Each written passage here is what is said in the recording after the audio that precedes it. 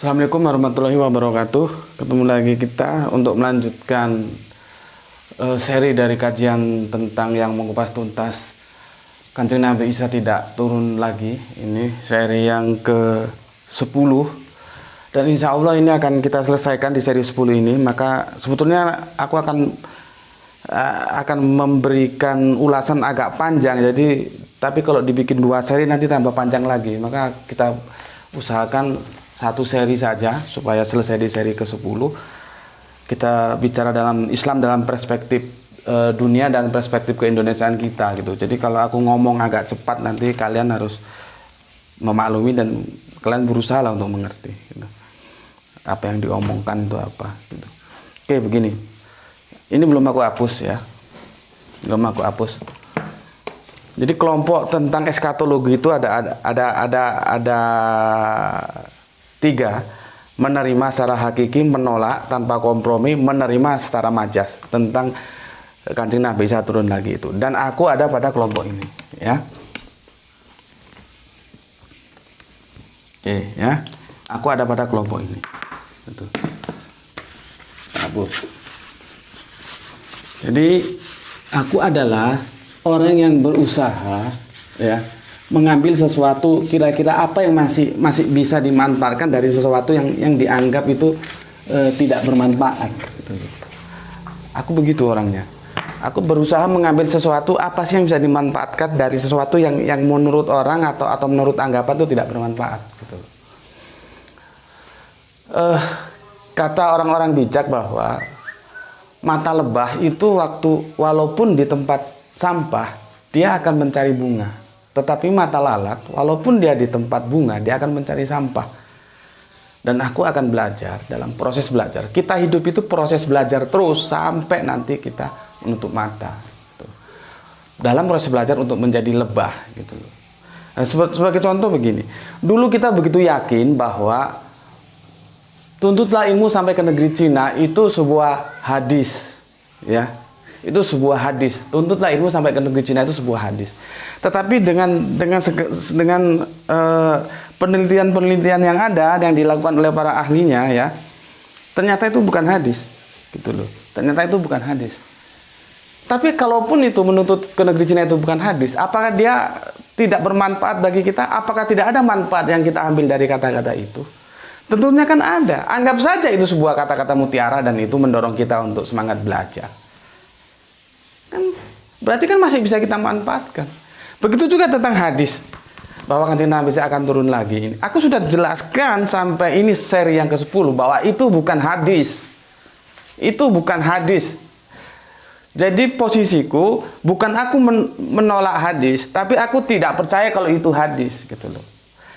Kalau misalkan aku bisa dengar langsung dari Kanjeng Nabi, maka aku akan samina wa ta'na apa yang dikatakan Kanjeng Nabi. Masalahnya cerita hadis kan sudah aku sampaikan sejarahnya sekian lama. Sekian panjang baru ditulis kembali. Nah, hadis itu termasuk dari golongan-golongan hadis yang sudah aku breakdown kemarin, itu hadis politik. Gitu loh. Tetapi kan walaupun itu bukan hadis, kan itu masih bisa kita ambil manfaatnya. Gitu.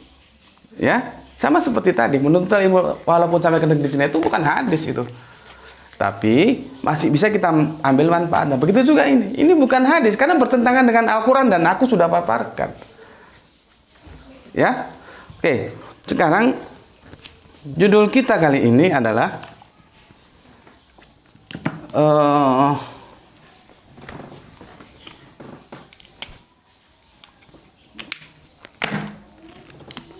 ini judulnya.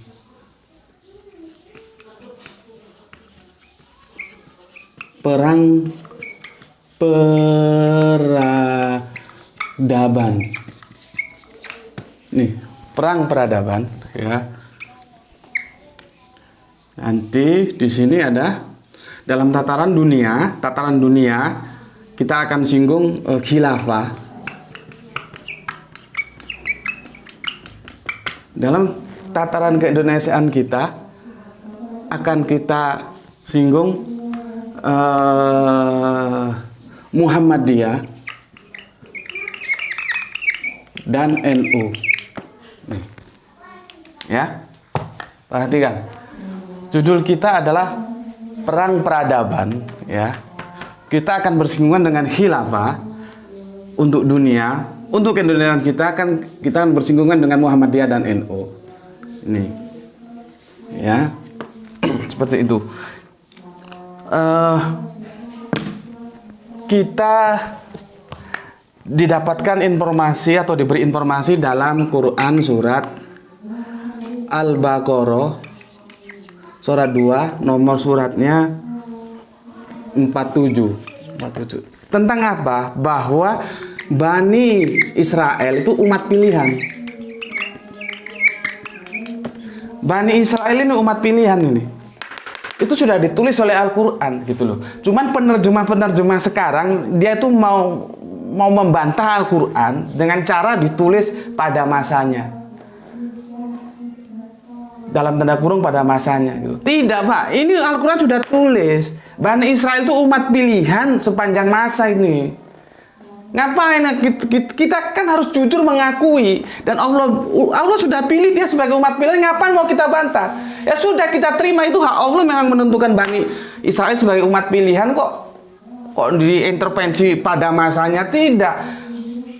Sampai sekarang pun kita akan bisa lihat bahwa Bani Israel itu memang umat pilihan, sehingga dia walaupun dalam kualitas yang kecil tapi dalam kuantitas bisa berbicara dalam tataran dunia. Itu harus kita akui.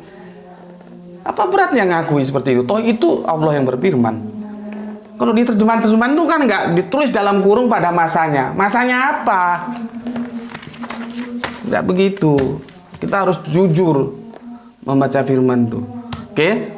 Dari Bani Israel inilah nanti dalam hadis-hadis itu ada Dajjal. Dajjal ya. Aku nanti ini nanti Dajjal 1 ini. Aku bikin Dajjal 1 supaya kalian jelas. Nanti ada Dajjal 2. Nanti ada Dajjal 2, ini Dajjal 1 ini. Ya. Ya. Ini Dajjal 1 ini. Oke. Bicara tentang Bani Israel, kita akan berbicara tentang satu. Ya, konspirasi. Apa itu konspirasi? Konspirasi itu adalah sebuah persekongkolan untuk melakukan sebuah kejahatan yang itu rahasia. Itu konspirasi, ya. Konspirasi adalah sebuah persekongkolan untuk melakukan sebuah tindak kejahatan dan itu sifatnya sangat rahasia. Ya. Sudah itu kita akan bersinggungan nanti dengan Illuminati.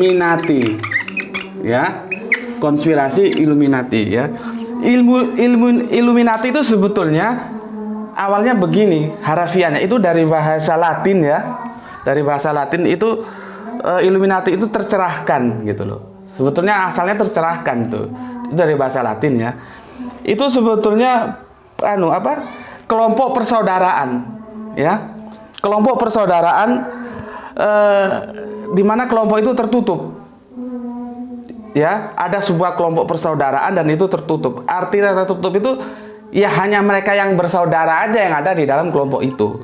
Itu namanya Illuminati, ya. Tapi ini secara umum. Nanti dia akan secara khusus kalau kita berbicara tentang Illuminati, maka otak kita langsung berbicara tentang organisasi Yahudi, ya, yang bergerak di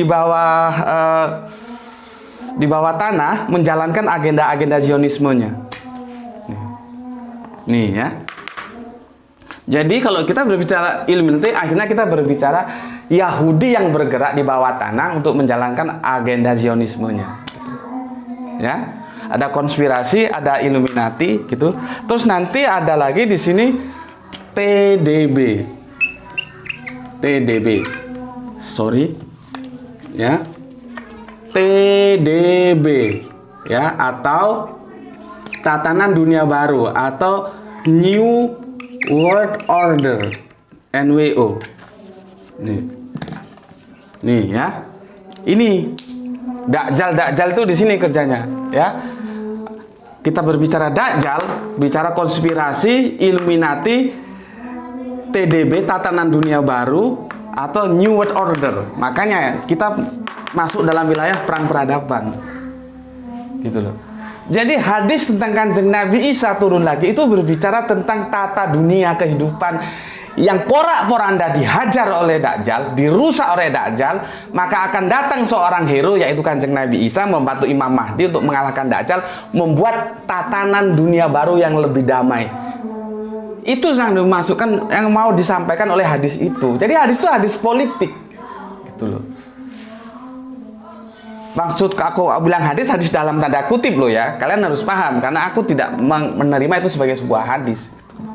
Cuman aku akan berusaha mengambil dari sebuah manfaat, dari sebuah statement bahwa Kanjeng Nabi akan turun lagi itu. Kita ambil manfaatnya yang ada itu apa. Tidak harus serta-merta kita buang meskipun itu bukan hadis. Gitu. Oke? Jadi hadis itu berbicara tentang perang peradaban, bukan sekedar oh kalau kamu percaya kafir, kalau nggak percaya kamu Islam. Tidak seperti itu, bukan begitu. Ini berbicara tentang politik. Itu hadis politik, ya. Oke, sekarang TDB. Ini aku hapus ya.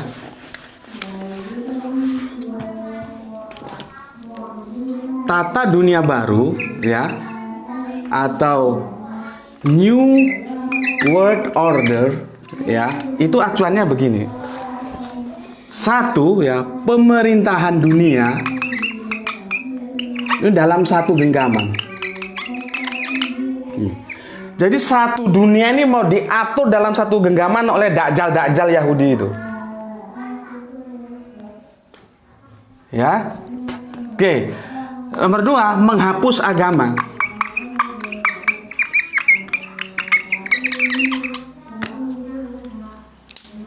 Kenapa menghapus agama? Selama ini orang yang paling gigih dalam berjihad menegakkan kebenaran sesuai keyakinannya, ya. Meskipun kadang-kadang di antara mereka nggak tahu kenapa sukar sekali bersatu, itu Islam. Maka yang paling gigih menolak pluralisme itu Islam. Islam tidak mau agamanya dicampur. Orang Islam itu sangat cinta terhadap agamanya, gampangnya gitulah. Orang Islam itu sangat cinta terhadap agamanya. Maka salah satu yang dibidik adalah menghapuskan agama, ya. Maka dia menjadi global teologi. Global teologi. Gini. Yang ada global teologi, ya. Dari global teologi, nanti Tuhannya itu menjadi the one. Tuhannya siapa? The one, ya pokoknya situ. Alhamdulillah. Masih bertauhid dalam konteks the one-nya ini loh ya, masih bertauhid. Karena apa? Yahudi itu menyembah Allah tunggal, bukan menyembah Allah tritunggal gitu loh. Makanya dia the one. Ya. Satu. Ya. Jadi menghapus agama, mendirikan agama baru yaitu global teologi, Tuhannya itu the one, ya. The one. Di sini global teologi tidak ada orang boleh mengklaim bahwa agamanya paling benar. Tidak ada. Karena apa? Kalau sudah begini dia masuk ke bawah, nanti kurang nampak ya. Aku hapus ini ya.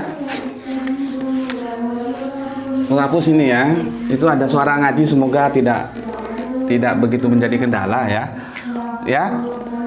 Setelah menghapus agama ya, itu agamanya diganti dengan global teologi, atau ya ada yang menyebut teologi global, ya. Nanti Gusti Allahnya, sesembahannya itu dia kasih nama the one, ya. Setelah itu, ya, dia akan masuk ke dalam ranah pluralisme. Semua agama sama, tidak boleh mengklaim agamanya paling benar. Semua agama dianggap sama. Karena apa sama? Sudah masuk global teologi ini, wis jadi satu wis. Yang macam-macam tuh kelompok no desa. Tapi aku nggak tahu agamanya Yahudi itu boleh nggak dimasuk no global. Jadi gini, kalau fair kan Yahudi juga nggak ada wis sisan gawe gitu loh. Semua agama jadi satu. Mau nggak dia begitu?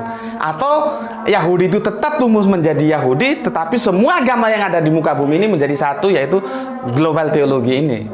Itu yang aku belum tahu ya. Gitu. Pluralisme. Jadi semua agama itu sama gitu. Sudah pluralisme, nanti ini menghasilkan ya agnotisme. Lagu-lagunya ke sini. Ya. Dari global teknologi, Gusti Allah the One, masuk ke suasana pluralisme, masuk ke agnotisme. Kalau pluralisme ini semua agama sama benar. Kalau agnotisme itu dia nggak perlu agama. Agama sudah hilang sudah. Yang penting dia percaya adanya the one kui mau. Atau Tuhan. Jadi agnotisme itu dia tidak beragama, cukup bertuhan saja, wes. Nanti kebenaran itu bukan kebenaran diukur moral. Padahal moral itu relatif. Kalau menurut dia baik, ya baik. Jadi sebetulnya agnotisme itu dia menjadikan dirinya sendiri sebagai Tuhan. Gitu. Nih, ya. Ini dakjal yang ada di sini. Ya. Oke. Jadi ini harus kita ketahui, ya. Setelah itu kita berbicara tentang dunia. Ya, sudah ya, sekilas sudah ya.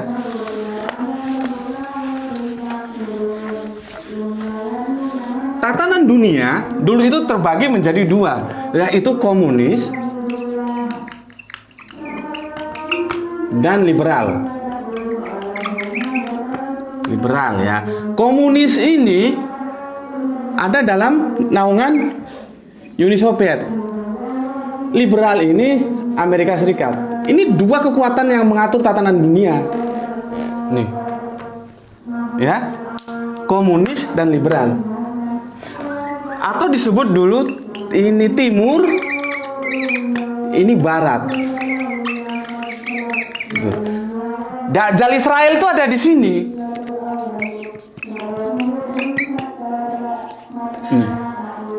Sementara kita tidak tahu, selama ini kita secara umum mengatakan bahwa ya Amerika itu mengatur Israel. Artinya melindungi Israel, mengatur Israel. Tapi apakah benar demikian? Apakah tidak sebaliknya justru Israel yang mengatur Amerika? Itulah yang namanya yang sudah diujar di yang konspirasi yang sudah dipaparkan tadi. Kita seolah-olah hanya berbicara bahwa Israel, Amerika itu Amerika itu melindungi atau mengatur Israel. Tapi apakah tidak sebaliknya? Justru sebaliknya, bahwa Israel lah yang mengatur kebijakan-kebijakan Amerika. Hah? Kan ini misteri untuk membuktikan yang namanya konspirasi itu memang sulit dibuktikan. Fenomenanya kita bisa baca. Mana sebetulnya yang mengatur antara Amerika Serikat dan Israel? Mana sebetulnya yang ada di atas yang memberikan warna gitu loh. Kita nggak tahu. Oke. Kemudian ini di tangan Gorbachev ini runtuh. Ini runtuh. Di tangan Gorbachev ini runtuh. Ini runtuh. Yang ada tinggal Barat, Amerika Serikat.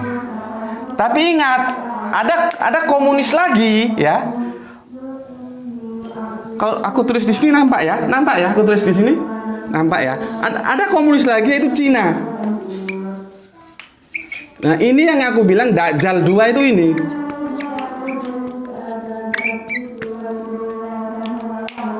Ya, nih, di sini. Nah, Islam di mana? Islam di mana dalam pertarungan dunia ini? Tuh loh. Kalian buka di Quran surat An-Nur ya, surat 24 ayat 35. Ya. Posisi Islam tuh di mana? Quran surat An-Nur, yaitu surat 24 nomor ayat 35. Apa? Islam itu tidak barat, tidak timur. Tidak barat, tidak timur. Itu Islam. Islam punya tatanan sendiri bagaimana mereka hidup. Tidak barat, tidak timur. Tuh. Ya. Islam tuh punya tatanan sendiri. Ya. Untuk memahami ini, ya, kau lihat videoku 1 tahun yang lalu, itu judulnya 3 yang tak terpisahkan. Ya. Sini videoku judulnya 3 yang tak terpisahkan. Nih, 3 yang tak terpisahkan, ya. Lihat videoku, penjelasan. Ini video lama 1 tahun yang lalu. Ya, intinya apa? Ada al-insan, yaitu manusia, ada al-akhwan, yaitu teritorial, ada lagi Al-Quran, yaitu panduan. Jadi kamu bisa kamu tahu di sini. Artinya apa? Ini Al-Quran itu tidak berguna kalau tidak ada al-insan, kalau tidak ada manusia. Untuk apa gunanya? Nggak ada. Manusia juga nggak ada gunanya kalau nggak berquran. Jadi Al-Quran dan manusia itu saling membutuhkan. Ya, Al-Quran berguna kalau ada manusia, manusia berguna kalau dia berquran. Tetapi untuk berquran perlu teritorial ini, Al-Akhwan ini. Maka kita hidup, kamu hidup untuk berquran. Nanti kita bahas berquran itu apa maknanya nanti tentang Lailatul Qadar, insya Allah setelah ini. Untuk mengaplikasikan Quran dalam kehidupanmu, itu kamu butuh teritorial. Dulu. Kalau nggak punya teritorial, bagaimana kamu bisa berquran?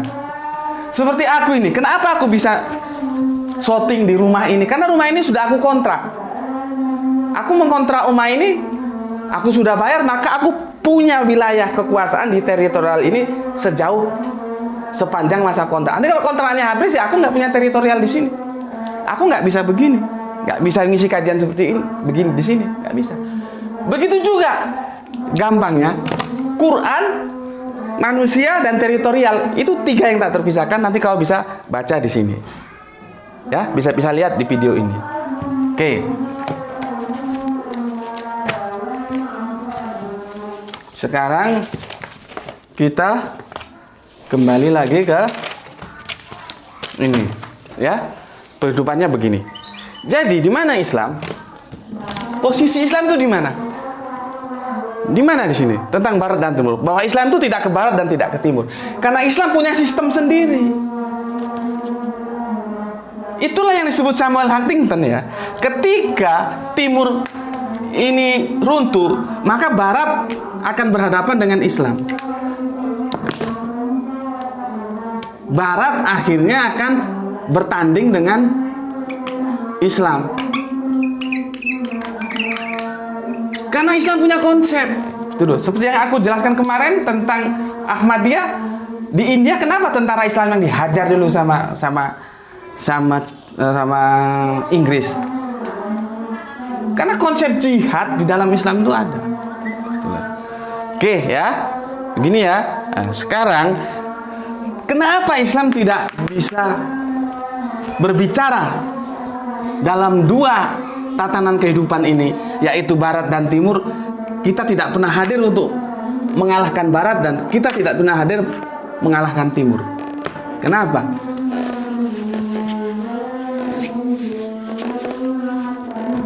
Kenapa? Sekarang kita gandrung dengan khilafah. Kenapa? Aku kasih baca dulu satu buku sama kalian. Nih ya. Nih, ini bukunya ya. Ini bukunya ya. Ini bukunya dari teman-teman Saksi Yehova. Nih, ya. Nih, ya. Kita buka di halaman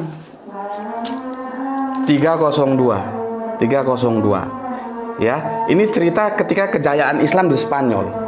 Bagaimana kalau Islam berkuasa? Intinya itu yang aku mau sampaikan. Ini aku garis warna merah. Ya. Ini bukan orang Islam loh yang nulis ya. Ini bukunya dari teman-teman saksi Yehova ini. Kristen yang dianggap sesat karena dia menyembah Allah tunggal, sedangkan Kristen mainstream itu menyembah Allah Tritunggal. Di sana fundamental pertarungan teologisnya. Ya. Oke, aku baca. Pada tahun 1492, pada masa pemerintahan Ratu Isabella dan Raja Ferdinand, Spanyol ditaklukkan kembali sepenuhnya oleh orang Katolik. Orang Muslim dan orang Yahudi harus berganti nama. Kalau tidak, mereka akan diusir dari Spanyol. Toleransi yang telah terbina selama pemerintahan orang Muslim di Spanyol belakangan lenyap akibat inkuisisi Katolik. Nih, bukunya. Bagaimana kalau Islam itu berkuasa? Enggak maksa-maksa, enggak. Dia menghormati yang lain. Dia menghargai perbedaan. Karena di dalam Islam, la ikraha fid din, tidak ada paksaan. Islam itu kepada umatnya hanya ditugaskan untuk menyampaikan saja. Sampaikan Islam, tapi jangan paksakan orang ke Islam, enggak. Dan Islam sudah membangun toleransi yang benar. Tetapi namanya sejarah, karena mereka lengah, akhirnya Katolik membalik keadaan dan mereka berkuasa dan semua orang-orang merasa rindu dengan kekuasaan Islam agar datang kembali. Itu ceritanya. Suatu bukti bahwa kalau Islam berkuasa, dia menyebarkan damai kepada siapapun yang di luar Islam. Tuh hak-haknya dijamin. Tuh. Oke? Sekarang khilafah. Khilafah yang seperti apa yang mau dibangun? Sementara kita harus paham dulu. Bentuk negara itu qot'i atau istihadi. Itu dulu. Kalau kita mau berbicara tentang bentuk negara. Kalau di situ kita nggak ketemu, kesananya nggak ketemu. Apakah bentuk negara itu qot'i atau istihadi? Itu dulu harus diselesaikan. Kalau sholat itu qot'i, nggak ada lagi ruang diskusi di sana. Kalau kamu Islam, ya 5 sholat itu, ya sholat 5 itu harus kamu kerjakan. Nggak ada lagi diskusi di sana. Sudah tertutup ruang diskusi. Tinggal kamu mau, kamu terima. Kalau nggak mau, kamu tolak. Karena itu qot'i, bukan istihadi. Sementara bentuk negara itu qot'i atau istihadi. Kalau kalian tidak paham di sini, untuk apa diskusi capek-capek? Karena kesananya pasti nggak ketemu. Gitu loh. Khilafah, ya, khilafah. Aku sudah terbiasa diskusi dengan teman-teman yang gemar mengusung khilafah. Ya. Kalau khilafah itu yang dipahami satu dunia dipimpin oleh umat Islam dalam satu kepemimpinan, itu kok sepertinya utopia. Itu utopia, jauh panggang dari api kalau kami orang Siantar bilang. Sulit diharapkan kalau seluruh kekuatan Islam di dunia ini mengatur peradaban di bumi ini dalam suatu kekuasaan yang itu dipimpin oleh satu penguasa. Itu sulitlah, sulit. Itu hanya sebuah utopia, mimpi indah yang tak kapan ya paling ya sulit untuk dilaksanakan. Maka sesuatu yang sangat mungkin kita laksanakan, apa yang seperti sahabat saya bilangnya Kiai Bening itu adalah ukhuwah kita itu bukan ukhuwah struktural begitu. Semuanya dalam satu kepemimpinan, tidak. Karena orang Islam ini kan sudah bilang, dalam Islam yang mahal itu bersatu. Mereka tidak mau dijadikan satu, meskipun perintahnya bersatu itu ada. Sulit. Suatu yang mahal dalam Islam adalah bersatu itu. Nah, kalau begitu bagaimana? Ya sudah, biar kekuatan Islam ada di mana-mana, yang ada mereka adalah ukhuwah. Jadi khilafahnya itu khilafah ukhuwah. Khilafah persatuan, kerjasama kita. Maksud, sorry, nanti kau salah paham lagi. Semua tetap punya otoritas-otoritas tertentu, tapi kita bekerja sama, ukhuwah, persaudaraan dalam satu lingkup persaudaraan. Masing-masing punya otoritas di tempatnya masing-masing. Silakan. Nah, di antara misalkan sini Islam Indonesia bekerja sama dengan Islam Turki, bekerja sama dengan Islam Irak, bekerja sama dengan Islam Palestina, Islam Australia, Islam Prancis, Islam Inggris, bekerja sama. Begitu. Itulah yang disebut dengan persaudaraan ukhuwah ini. Kalau itu bisa kita bangun. Tapi kalau kita mengharapkan satu pimpinan untuk memimpin umat Islam satu dunia, siapa elu gitu loh. Nanti satu kelompok mengakui, kelompok lain belum tentu mengakui kepemimpinannya. Di sana masalahnya. Maka perjuangan kita adalah perjuangan kultural, bukan struktural. Kalau di breakdown lebih rendah lagi, lebih turun lagi. Bagaimana perjuangan kultural nanti aku jelaskan. Yang jelas ini, khilafah ini. Ya. Oke. Jadi begitu tatanan kehidupan yang ada ya, pertarungannya begitu. Nah, nanti setelah Dajjal 1, sekarang Dajjal 2 ini. Cina ini. Ini kan hadisnya juga ada. Katanya hadis itu yang perang sama orang-orang yang fisik-fisiknya itu menjurus ke Cina ini. Ini Dajjal 2 ini. Dan Islam tidak berbicara apa-apa sampai sekarang. Mau bicara gimana? Kita repot. Contohnya beginilah ya. Kita membela Palestina, iya. Pertanyaanku, yang lu bela yang mana? Di sana ada dua kekuatan. Gerbongnya Ismail Haniyeh atau gerbongnya Mahmud Abbas. Yang mana yang mau kamu bela? Kan repot. Kita cinta terhadap Islam. Oh, kita mendukung Saudi Arabia. Kita membenci Israel. Tapi faktanya Israel kerjasama dengan Saudi Arabia. Yaman dihajar. Kacau ini keadaan politik. Kita cinta terhadap Islam, tapi mengaktualisasikan karena kita ndak ukhuwah itu jadi repot. Taruhlah kau ndak suka Syiah Iran, monggo silakan. Tapi faktanya Iran yang berani menghajar Israel dan Iran yang berani berhadapan dengan Amerika. Gimana? Kan petanya ini kalau itu parcel nyusunnya ini ruwet. Karena apa? Iya, tidak ada ukhuwah ini. Pengkhianat juga banyak di dalamnya. Contohnya, Irak. Amerika menghajar Irak. Alasannya apa? Senjata pemusnah. Setelah tidak ada senjata pemusnah, kenapa Amerika nggak minta maaf dan membangun lagi negeri Irak yang telah dihancurkan? Kan itu hanya semua alasan saja untuk menghancurkan Irak. Akhirnya apa? Irak luluh lantak sampai sekarang.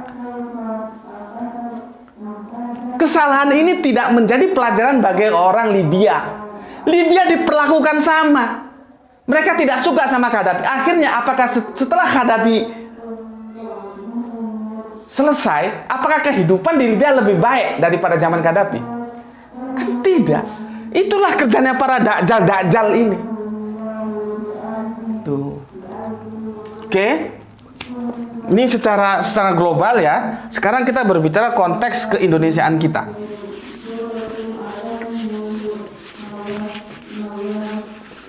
Semoga tidak ada yang terlupa apa yang mau aku sampaikan. Aku biasanya setelah selesai lupa gitu ya. Konteks keindonesiaan kita.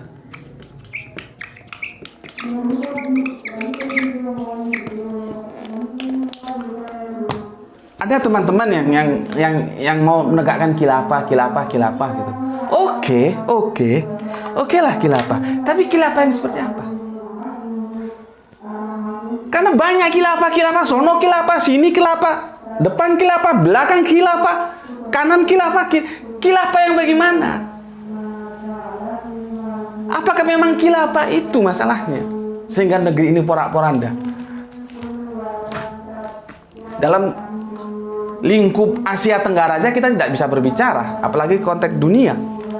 Macan Asia saja kita tidak. Kok macan Asia? Macan Asia Tenggara saja kita tidak. Mungkin kucingnya juga nggak tahu lah apa. Gitu. Terus apa masalah itu karena kita tidak berkhilafah? Gitu. Bukan di situ masalahnya. Dan khilafah, ya. Aku mengusulkan bahwa pemahaman khilafah itu adalah bagaimana kita hidup dalam nilai-nilai Islam. Khilafah itu begitu. Kita nggak usah gembar-gembor tegakkan khilafah, nggak usah. Tapi bagaimana kita mengadakan edukasi yang namanya umat Islam harus hidup sesuai tuntunan Islam. Itu khilafah. Jadi nggak perlu bentuk negara gini-gini nggak. Kalau kita sudah hidup sesuai dengan tuntunan Islam, sesuai dengan ajaran-ajaran kita hidup, nanti peristiwa Spanyol itu akan terulang lagi. Bagaimana Islam membangun sebuah peradaban dan orang lain itu nggak perlu diajak, orang lain tahu. Oh, ternyata Islam itu hebat ya. Begitu. Dan Pancasila ini, di mana sih bertentangannya Pancasila dengan khilafah, dengan Islam? Apa ada yang bertentangan? Gitu loh. Pancasila ini adalah kado terindah umat Islam untuk negeri ini adalah Pancasila. Sekarang coba, di mana salahnya Pancasila? Apa ada Pancasila itu dari kelima sila itu yang bertentangan dengan keislaman kita?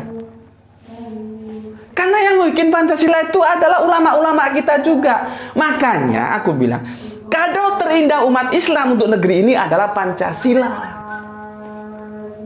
Jadi kalau kita mau berkhilafah, ya khilafah Pancasila ini.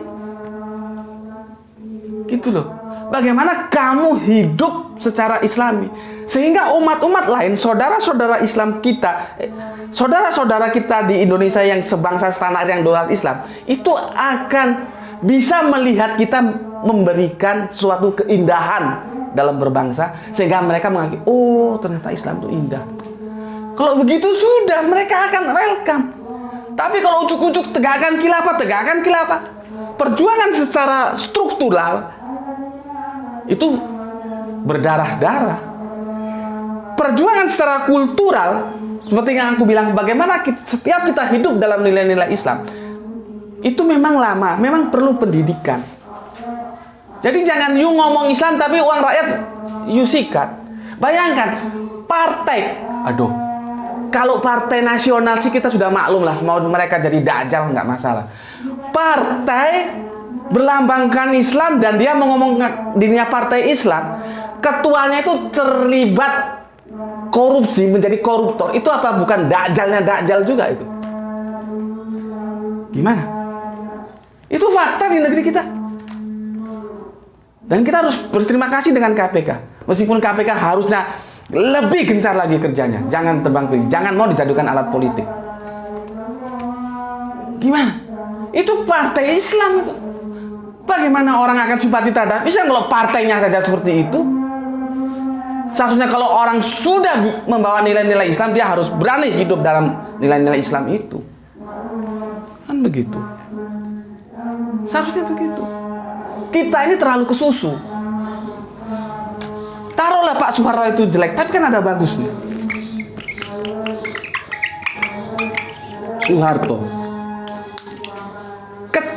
Ketika aku tidak tahu siapa yang membuat Soeharto berubah. Tetapi ketika dia sudah sedikit berubah, menghijau, dan dia dekat dengan Habibie, ya, maka mereka membentuk apa yang dinamakan ICMI dulu, Ikatan Cendekiawan Muslim Indonesia. Itu adalah kebijakan Pak Harto yang sudah menghijau. Dia sudah dekat dengan nilai-nilai, sudah welcome dengan keislaman. Ya, di mana nilai-nilainya itu sudah dia bisa ngerti dan oh ternyata begini bagus ya. Jadi kondisi pada saat itu Pak Harto sudah hijau. Amerika tidak mau kalau Pak Harto hijau. Masalahnya di sana. Dan kita kesusu saja. Padahal pada saat itu Pak Harto sedang mempersiapkan 1000 dai. Ada program yang dia itu mencetak 1000 dai untuk disebar ke seluruh pelosok Nusantara. Tapi kita kesusu saja untuk mendongkel dia. Padahal Pak Harto sedang mempersiapkan diri landingnya itu soft. Kalau dia sudah madep Pandito, mengundurkan diri, siapa kira-kira yang pantas untuk memegang pimpinan? Dia sedang cari orang. Ketika dia belum ketemu orang dan kita kesusu untuk mendongkel dia dengan suatu gerakan reformasi yang didukung oleh semuanya kita sudah dibilang semuanya aja lah. Karena kan pada waktu itu mayoritas ingin Soeharto turun. Gitu. Pertanyaannya, setelah Soeharto turun, apakah kehidupan kita lebih baik? Itu supir-supir truk tambang di Kalimantan Timur itu doanya lucu sekali. Karena mereka susah hidup. Mereka bilang apa? Ya Tuhan, hidupkanlah lagi Pak Harto untuk kami. Mereka tahu ternyata setelah pasca Soeharto, Indonesia tidak menjadi lebih baik. Itu fakta. Keteraturannya bagaimana? Lebih teratur dulu. Meskipun Soeharto itu ada jeleknya, ya memang semua itu namanya manusia, ada bagusnya, ada jeleknya. Gitu loh. Tidak semuanya bagus, tidak semuanya jelek. Aku masih ingat Profesor Rias Rasyid, ini orang pintar, orang cerdas. Sebelum ada demokrasi liberal seperti ini, dia bilang, nanti itu penjahat-penjahat kalau dulu terpusat di Jakarta di atas sana itu akan menggurita sampai ke bawah. Subhanallah. Profesor Rias Rasyid orang pintar gitu loh, nggak pernah dipakai dalam pemerintahan. Ini orang pintar Rias Rasyid. Itu kalau nggak salah, ingat aku dari Sulawesi, entah selatan entah mana, yang jelas orang Sulawesi. Kalau nggak selatan, barat atau tenggara lah. Begitu cerdasnya, apa yang disampaikan oleh Profesor Rias Rasyid jadi kenyataan sekarang. Korupsi itu nggak ada di pusat. Sekarang pemerintah daerah, tingkat wali kota pun maling duit rakyat. Itu Islami. KTP-nya apa? Islam. Disumpah pakai Al-Quran, tapi maling duit rakyat. Kalau cara hidup begitu, bagaimana orang di luar Islam akan simpati terhadap Islam? Tidak bisa. Dan akhirnya dengan reformasi itu, aku ini ngamati sejak zaman PDIP Suryadi ya, sejak zaman Soeharto masih berkuasa. Dulu PDIP, kok PDIP Suryadi? Sorry, terlalu semangat aku. Zaman PDI-nya Suryadi, ya, aku sudah bikin pengamatan seperti itu, ya. Zamannya Pak Kwi Kiangi, itu orang-orang jujur itu, orang-orang pintar itu. Tapi kan nggak dipakai. Gitu. Akhirnya seperti ini. Karena apa? Keran di MPR sana, ya, keran amandemen undang-undang itu terlalu kebablasan. Akhirnya seperti ini. Kita ini bangsa Indonesia, bos, bukan orang Amerika. Demokrasi liberal ala Amerika itu nggak kompatibel, nggak cocok dengan kehidupan kita. Demokrasi itu akan hidup apabila kuat secara ekonomi dan pintar secara pendidikan. Kalau salah satu ini nggak, maka demokrasi itu hancur. Dan itu terbukti di sini. Bayangkan, pada waktu pilihan pilkada aja, ya, pilkada ini hanya uang 50.000 saja, yang itu nanti akan menentukan orang berkuasa selama 5 tahun. Seseorang itu bisa meninggalkan temannya, memilih orang lain yang kasih dia duit 50.000. Coba, 50.000 bagi 5 tahun, bagi 365 hari. Kenanya berapa? Bisa untuk beli kerupuk nggak itu? Begitu dia jual harga dirinya untuk menentukan kehidupan berbangsa dan bernegara hanya dengan uang 50.000. Nggak mau, dia beralih yang ngasih uang. Temannya sendiri itu juga nggak dia pilih, mending milih yang ngasih uang. Itu kan menunjukkan parahnya kehidupan demokrasi kita. Karena liberal, begitu juga sekarang. Yang namanya demokrasi itu harus ada partai penguasa dan partai oposisi. Kacaunya kalau sudah oposisi bergabung dengan penguasa, itu bisa nggak sih disebut demokrasi? Coba kalian pikirkan. Aku kadang-kadang gimana gitu. Jadi kembalilah ke demokrasi Pancasila karena itu sesuai dengan budaya bangsa kita. Kalau begini terus, tatanan kehidupan peradaban berbangsa hancur-hancuran. Apalagi Cina sudah masuk. Itu ya. Jadi harapan kita, harapanku, harapan semuanya untuk Indonesia itu begini loh, aku gambarkan. Ya. Ini Indonesia. Ya. Ibarat pesawat, dia punya sayap. Kanan, ya. Dia punya sayap kiri. Ya. Nih, ya. Begini. Terus ini rodanya, ya. Ini juga ada gini-gininya, ada gini-gininya, ya. Ada sayap kanan dan ada sayap kiri, ya. Supaya lebih cantik gambarnya, terlalu jelek. Ini kepala, ini tangan kanan, sayap kiri. Ini ya, ini Indonesia, badan Indonesia ini. Ini badan, ya.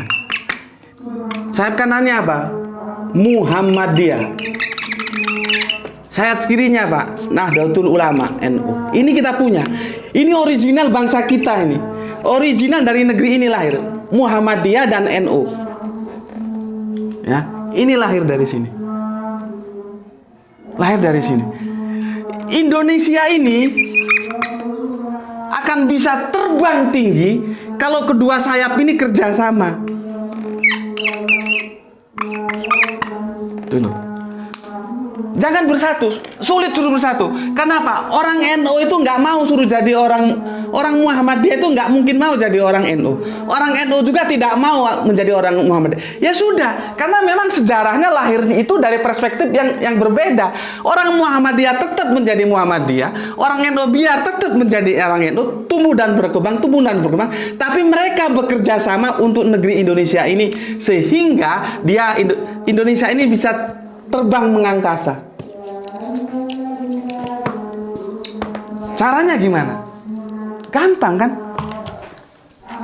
Periode ini presidennya orang Muhammadiyah, wakilnya orang NU. 5 tahun ke depan dibalik, presidennya orang NU, wakilnya orang Muhammadiyah. Bersatu dalam ukhuwah Islamiyah, membawa Indonesia terbang mengangkasa, membentuk peradaban-peradaban kita yang jauh lebih indah. Itu bisa terjadi kalau kita mau bekerja dalam ukhuwah. Itulah khilafah ukhuwah itu seperti tadi itu. Itu loh. Tapi kalau selamanya sistem pemerintahan kita di tangan demokrasi yang liberal seperti ini, di tangan juragan-juragan politik seperti ini,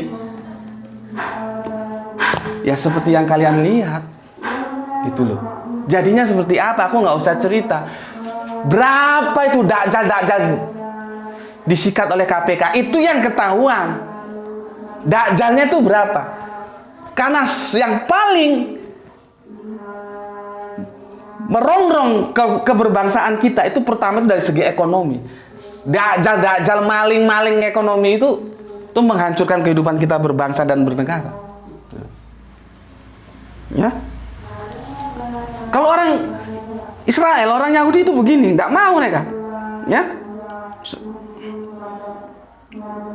Tidak mau. Sebentar, aku lihat ke sini. Orang-orang Yahudi ya, itu ya, lihat di sini ya, imamat. Janganlah engkau ini kitab Bible nih ya. Bentar, mana Bible?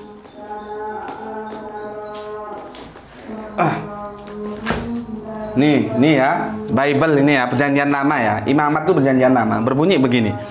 Janganlah engkau mengambil bunga uang atau riba daripadanya, melainkan engkau harus takut akan Allahmu, supaya saudaramu dapat hidup di antaramu. Itu Imamat 25:36. Sekarang Imamat 25:37. Janganlah engkau memberi uangmu kepadanya dengan meminta bunga. Juga makananmu janganlah engkau berikan dengan meminta riba. Orang Israel itu tahu, dan mereka tahu, dan Israel itu Yahudi itu kan juga Samawi, saudara tuanya Islam. Riba itu sejak zaman lama dulu sudah diharamkan. Tapi bagaimana perekonomian kita? Ada nggak yang memang benar-benar bebas riba? Meskipun riba itu sendiri nanti para pakar fikih terjadi perbedaan. Ada yang nggak boleh total, ada yang boleh dalam batasan-batasan tertentu karena adanya inflasi nilai uang. Ya. Terus bagaimana orang Yahudi? Orang Yahudi nggak mau riba. Orang Israel, aku kadang-kadang sebut Yahudi, aku kadang-kadang sebut Israel itu begini ya. Bagi orang Yahudi itu Yahudi ya Israel, Israel ya Yahudi, gitu loh. Kalau ada orang Israel tapi tidak Yahudi, mereka tidak akui. Kalau ada orang mengaku Yahudi tapi tidak Israel, juga tidak diakui. Oh, dia Yahudi tapi bukan Israel, nggak diakui. Oh, dia Israel tapi bukan Yahudi, juga nggak diakui. Jadi harus Yahudi dan Israel. Itulah egosentris mereka tinggi sekali. Makanya kalau ada yang mengaku Yahudi rohani, itu omong kosong. Nggak diakui sama Israel. Nah, Israel ini memahami ayat ini, mereka tidak mau riba. Israel tidak mau riba. Tetapi tidak mau riba kepada sesama Israel. mereka tidak mau riba tetapi sesama Israel. Tahu? Tidak mau riba tetapi sesama Israel. Kalau sama di luar kita, mereka mau riba. Nah, sistem-sistem riba-riba ini kan ekonomi mereka. Bagaimana George Soros, itu seorang Yahudi, bisa menggoncangkan perekonomian dunia. Satu orang di tahun 98 sebelum Soeharto, bagaimana ekonomi dunia bisa digoncang oleh satu orang saja, itu loh. Betapa hebatnya orang Yahudi. Itulah yang aku bilang.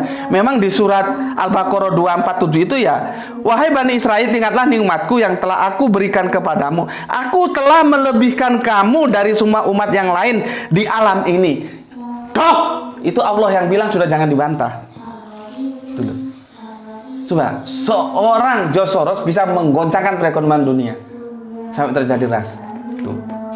Oke, jadi sekali lagi, ini sebagai penutup dari seri-seri tentang Kanjeng Nabi Isa tidak turun lagi, dan ini seri ke-10 ya, seri penutup, bahwa tidak sesederhana yang dibayangkan oleh teman-teman, oleh kawan-kawan, bahwa sebetulnya tentang sebuah berita Kanjeng Nabi Isa akan turun lagi itu ada dalam konteks politik ya, dan aku sudah jabarkan, dan aku akan ulangi lagi dalam konteks keindonesiaan kita. Masalah bagaimana di lapangannya itu aku nggak tahu, atur saja gimana, tetapi aku menawarkan sebuah pemikiran ini loh,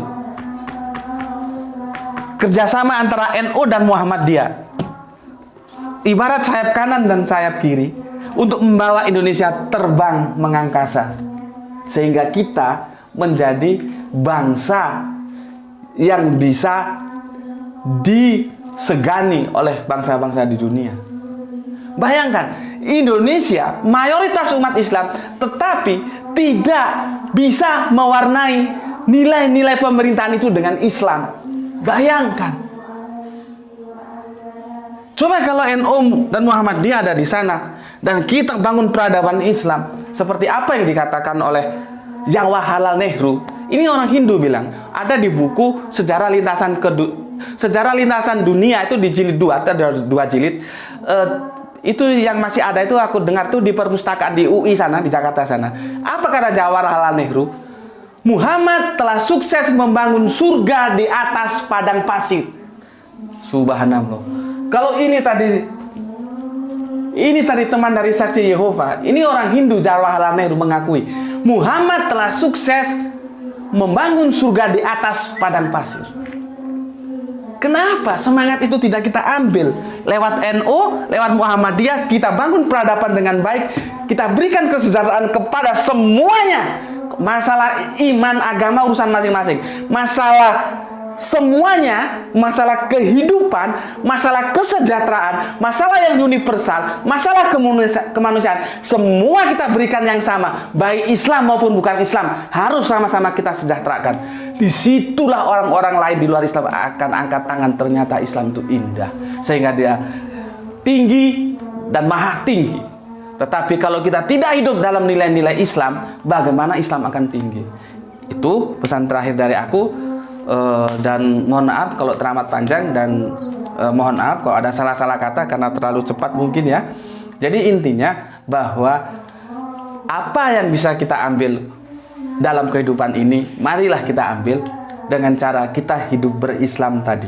Oke? Selamat berpuasa, sebentar lagi buka, mungkin setengah jam lagi. Assalamualaikum warahmatullahi wabarakatuh.